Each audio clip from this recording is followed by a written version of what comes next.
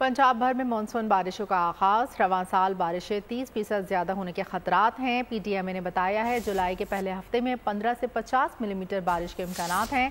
जुलाई के दूसरे हफ्ते में 25 से 35 मिलीमीटर बारिशें मुतवक्की हैं। Urban flooding. जनूबी पंजाब में हिल टोर्नेंट्स में फ्लैश फ्लडिंग का खतरा है। मज़ीद तफसीलात जानेंगे बोली नुमाइंदे जाफर बिन यार से। जी जाफर बिन यार,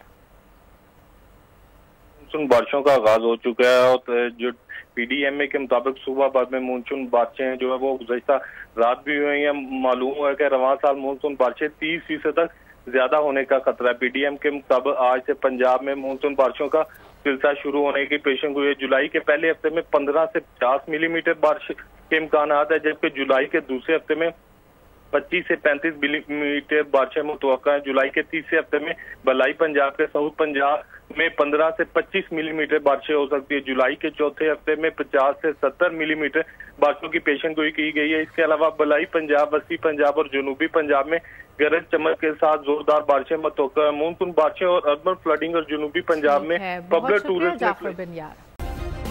सब्सक्राइब करें और बेल दबाएं ताकि कोई खबर रह न जाए।